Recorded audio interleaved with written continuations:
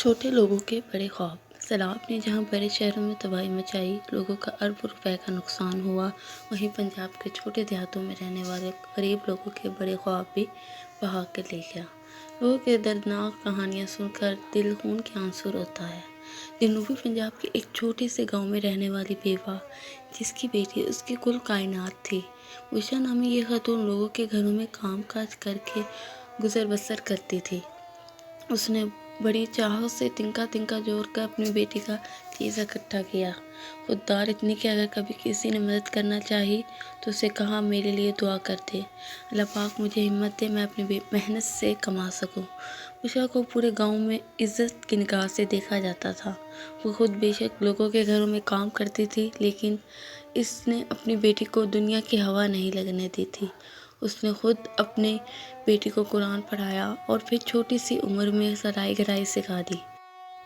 اس طرح ان کا گزر بسر ہونے لگا۔ عائشہ نے چھوٹی عید کے بعد اپنی بیٹی کی شادی کی تھی اور بچی کا جہیز بھی تقریباً مکمل تھا، لیکن خدا کو شاید کچھ اور ہی منظور تھا۔ 2 مہینے مسلسل بارشیں ہوئیں، بالآخر سیلاب آ گیا۔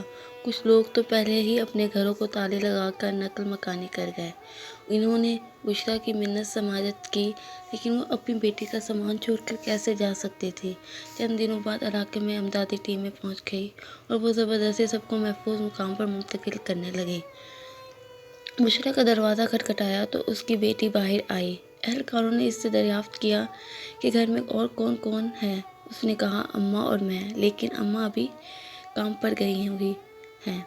انہوں نے لڑکی کو ساتھ لیا اور محفوظ مقام کی جانب چل دیے۔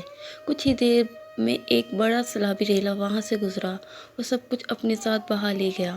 اگلے دن خبر آئی، پنجاب میں سیلاب کی تباہ کاریاں جاری۔ جنوبی پنجاب میں ہلاکتوں کی تعداد 50 سے تجاوز کر گئی ہے۔ زیادہ تر ہلاک لوگوں کی شناخت ہو چکی ہے۔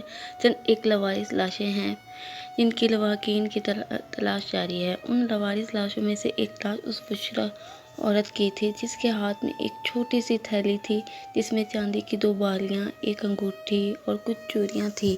لاش بشرا کی تھی، شاید وہ جلد بازی میں اتنا کچھ ہی بچا سکی ہو۔